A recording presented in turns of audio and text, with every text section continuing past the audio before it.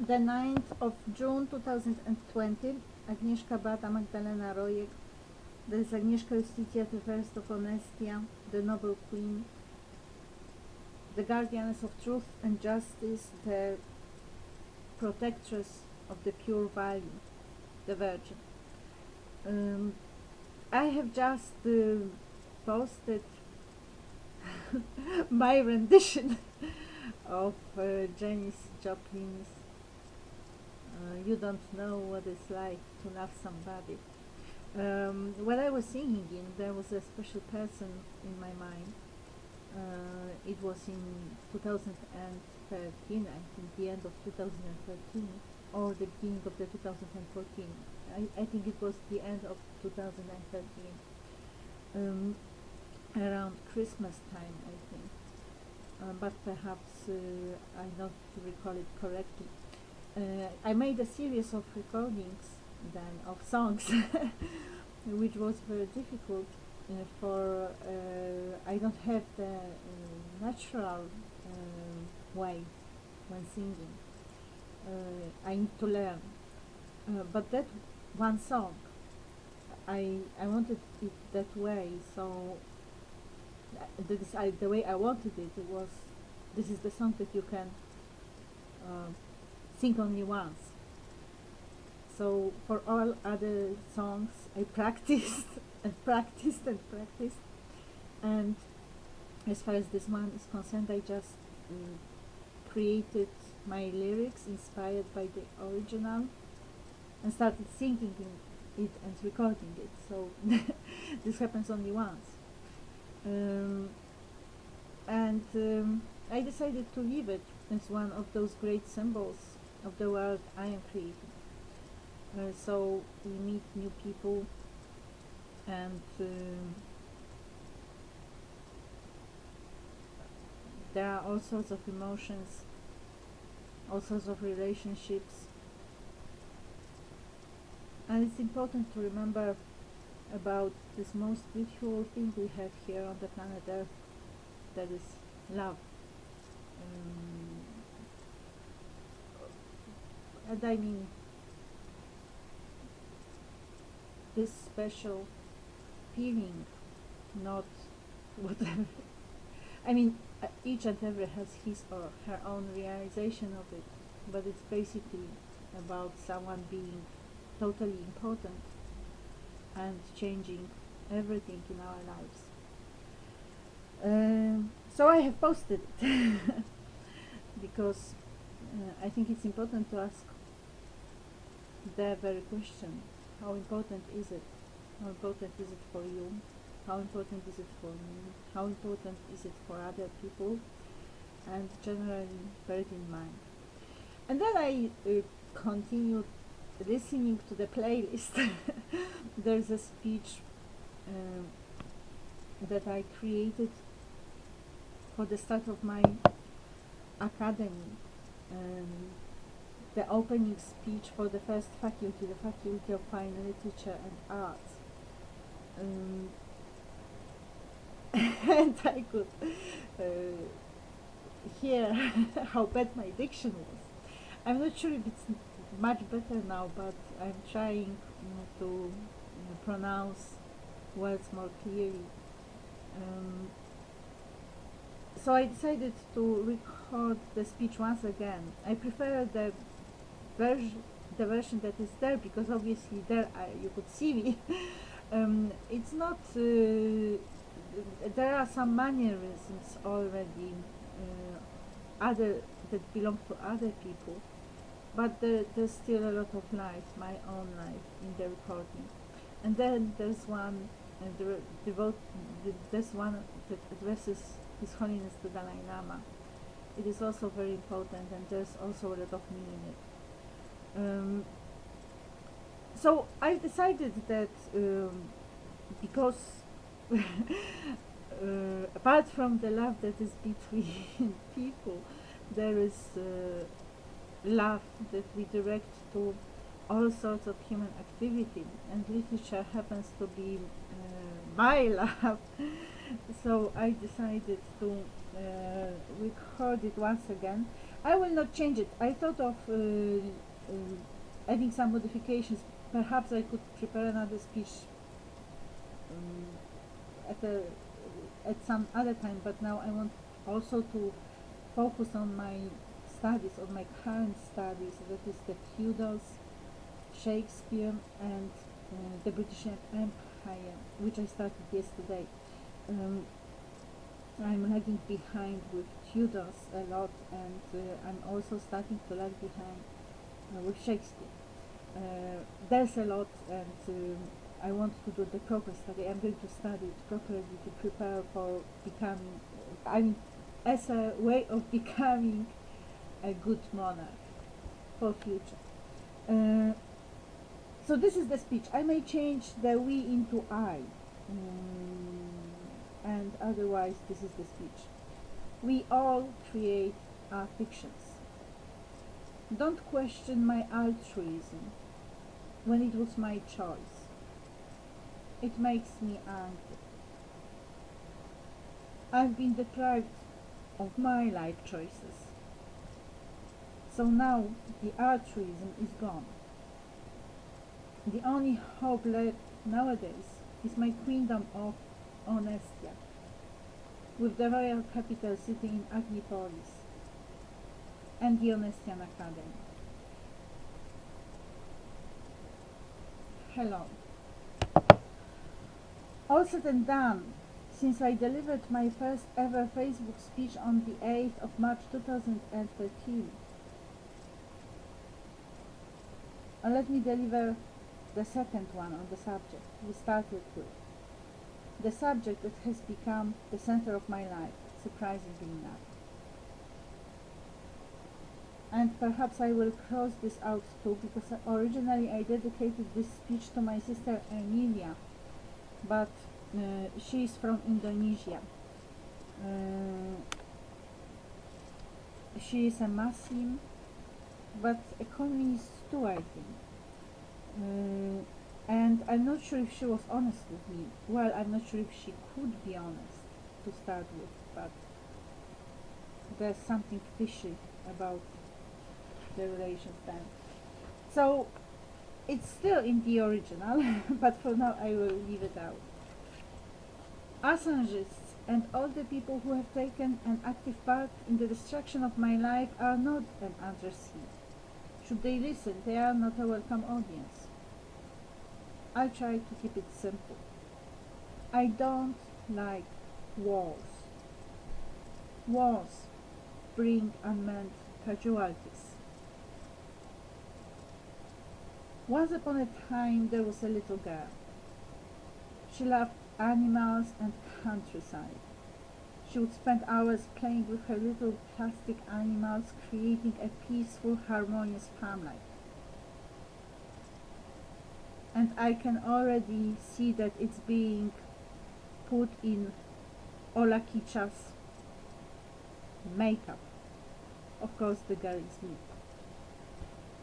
The animals need to be fed and taken care of. The farmer needs the animals' help. Beautiful coexistence. That's more or less the girl's concept of what's normal in life. Beautiful coexistence. Peaceful and harmonious. Where beings help each other. She grew up to become a book lover. She was lucky to be able to study and afford buying own books within a reasonable spending limit, of course. She missed the signs that should have flashed a yellow warning light and made her look again. She was missing them until it was too late, for the bomb had exploded in her best friend delivering the famous line. It is a disgrace to be a virgin at the age of 20. Better get fucked remains unsaid. That was one of those situations where you really have no idea what to do next. You're hanging between yourself and a best friend, not knowing if you should be diplomatic, offended, argumentative, understanding, socially correct. Perhaps I should have painted, or pretended to be painting, instead of having been understanding.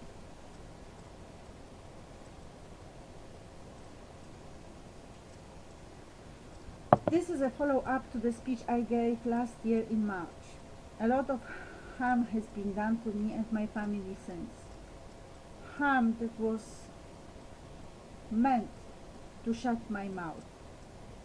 And indeed it did. Only it takes some time to stop. In the meantime, let us raise the banner of our revolution once more.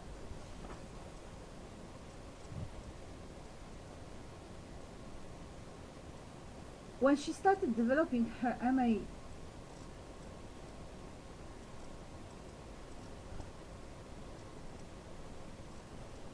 I think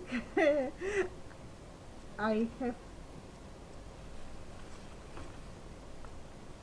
messed up the sequence of the pages, but let me read it as it goes. When she started developing her MA thesis concept, she had an idea of her share in creating a peaceful, harmonious life. Beautiful coexistence, where people help each other. In her universe, she married literature with psychology to arrive at the study method that would develop emotional intelligence thanks to understanding of other ways of thinking through discovering conceptual metaphors, defining other people's realities. Got blocked. A few years later, she went through a process of personal liberation, and there she was again, ready to create a peaceful, harmonious world, beautiful coexistence, where people help and get help. Only the odds were somewhat tougher. It took solving the problem of terrorism. Somewhere along the way, she failed to see the danger growing close to her in her very friends.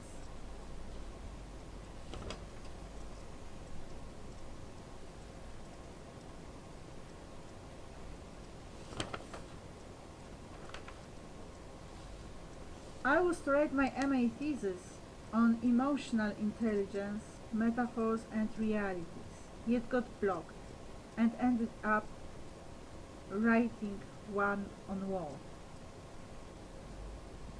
As I was walking the streets of Krakow in 2001, thinking of this and that, bits and pieces of what I might say were coming my way, and one of them is, we all create our fictions. We all create our fictions.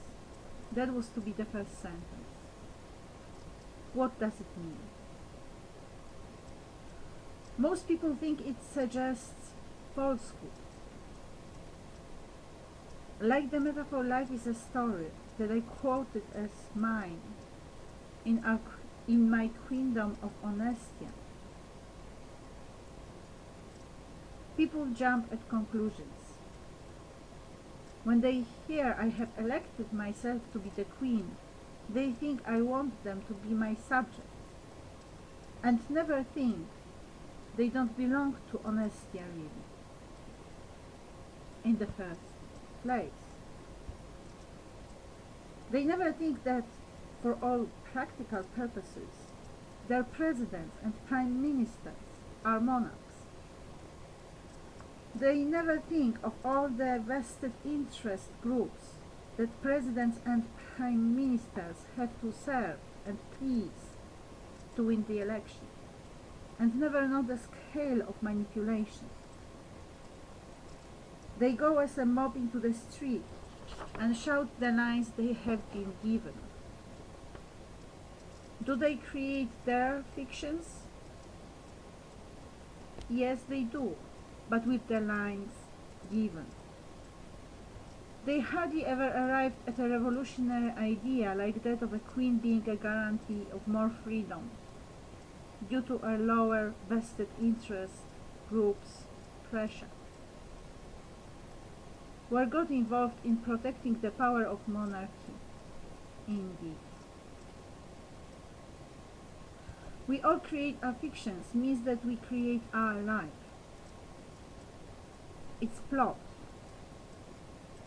its interactions, and it means that each of us does it. So what happens between me and you is more than just you and me in action.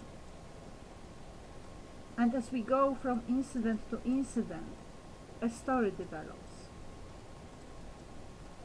In personal terms, it's always a story and not a history. A computer can have a history. A person has a story with the protagonist, setting, other characters. When others view our life, they interpret it. Needless to say, they vary in skill. I have met disastrous writers in my life, but the interpreters beat them.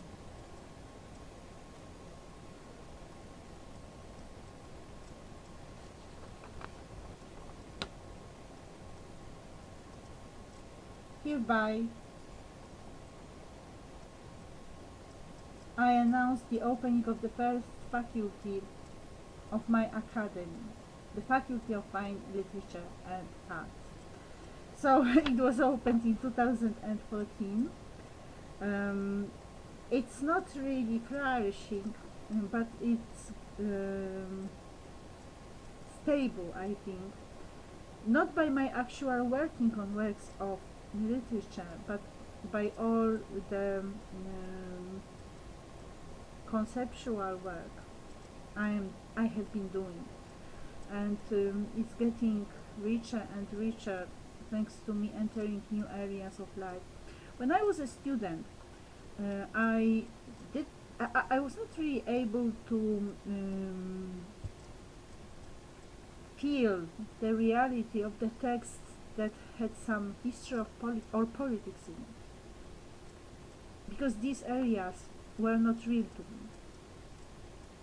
I started listening to the news and following the political life of Poland and the world as I could access it in 2006. So quite late in my life. I was 32 at the time. Can you imagine? I had not been watching the news till I was 32.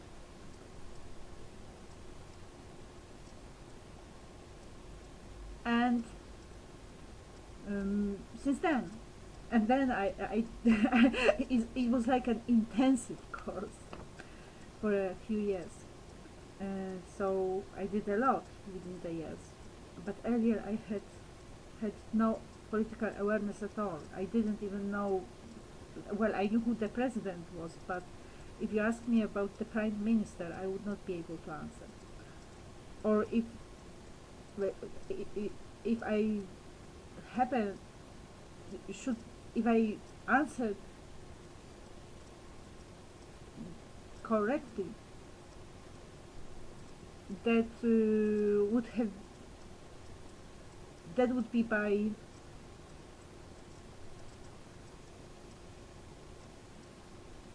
I guess.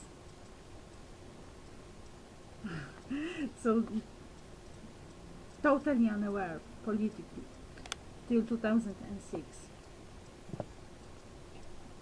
in the sense of standard political life.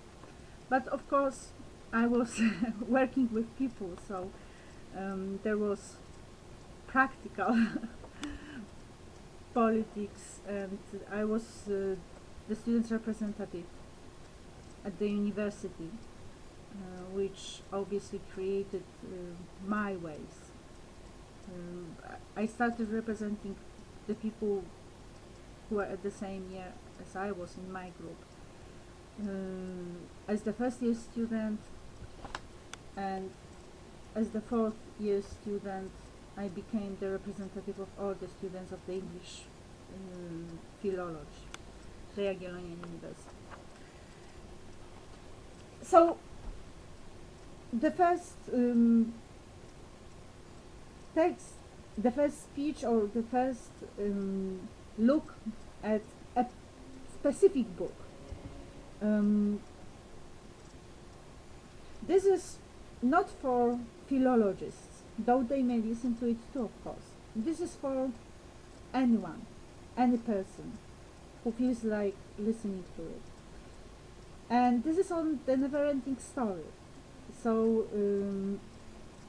there's the book and there's the movie. The movie with the song by Lima.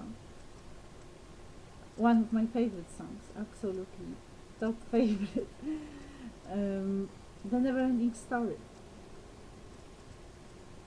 And from the very first line, I'm incorrect. I thought that there was only the first part of the book made into the movie, and then I learned that the second one was made into a movie too. But I read it to you as it goes. Surprisingly enough for cinema goers, the story consists of two parts, and the second one is even better. The story of a boy, quite unattractive, fat, socially inadequate, lonely, bullied, helpless. One day on the way from school, running away from his schoolmates, he runs into an old bookshop and runs out of it with the never-ending storybook to hide it in the to hide himself in the school and read. We read with him. We read about the world of wonder, magic, good and evil, beautiful and ugly creatures, beautiful and ugly deeds. We read into it, to read out of it, and we read as much as we can read. No more, no less. By which I mean that when we read a book, we, you and me, and anyone else, always put something in. So the lines, the paragraphs become alive, because this is this particular person reading the book. And this is what we give, and we also take. So this is what we read out. We start in Fantasiana, as it is disappearing. We need a hero to save the world of fantasy, and to all appearances, the person is going to be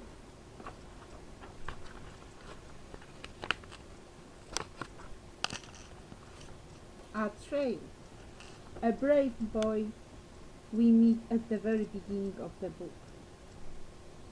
Sadly, having watched the movie, it is difficult not to read the movie pictures into the story. Luckily, the second part has been saved for us, and this is what we are going to focus on now. As I said, this was my lack of knowledge, but I have not watched the second part, so I can still read the book without having the pictures given me by the movie, which means my imagination is alive and it is new. Having gone through the countless adventures, Atreyu arrives at the turning point, when the future of Fantasiana is to be decided for good. The trick is Fantasiana cannot be saved from within, only from without, from outside. Specifically, the little princess of Fantasiana needs to be given a new name, and it is only someone from the human world, crossing the border of fantasy in giving her the name that can achieve the effect. The person happens to be the little boy, quite unattractive, fat, socially inadequate, lonely, bullied, helpless. Yes, the boy reading the book himself. He does. He calls her by her name, and the world of fantasy is safe, but this is not where the story ends. This is where it begins at last.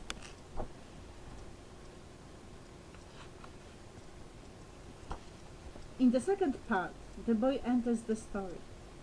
He becomes part of it, in the fashion of the Aha's Take On Me video clip. And there he is, the boy endowed with the power to create the world from scratch, thanks to the gift from the little princess. Auren? The same gift that Atreyu was awarded with in the first part of the book, as he was on his quest to save the world. The depth of underlying philosophical questions cannot be underestimated. Let me deal with the images that have stood out to remain with me in my individual reading. Yours might be different, and that is worth all the worth of the literary experience at hand. The set creatures, crying over their pathetic existence, but at the same time committed to creating beautiful pieces of architecture of unique subtlety. Our hero cannot stand their grief, so he changes them into light-hearted creatures of fun, like butterflies, colorful, mischievous, dancing in the flights. Originally happy, once all is said and done, they will catch up with him to claim back their better life that had some meaning to it. Sayana, a dark lady type, seductive beyond resistance, winning the boy to win her reign over the white side of magic. Her ranks like zombies, empty, fully commandable, black warriors of destruction, moved by her will, which she appears to lend to the boy's command, to have his command on her side. Now she teaches him about treason by the loyal friend Atreyu. Oh, not now. How? How she teaches him about treason by the loyal friend Atreyu. How she dupes him into her way.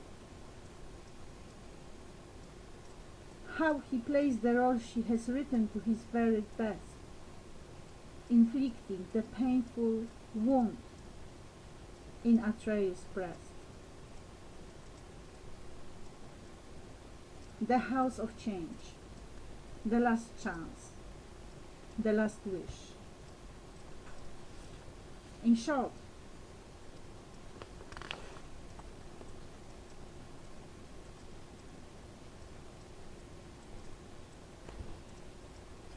should you wish to be really powerful,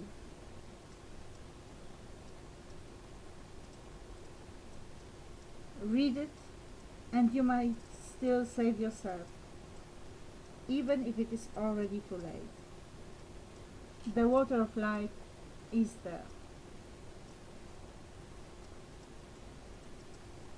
Ladies and gentlemen, students, friends, there have been many false interpretations of what I meant when I said we all created our fictions, or when I spoke of my story.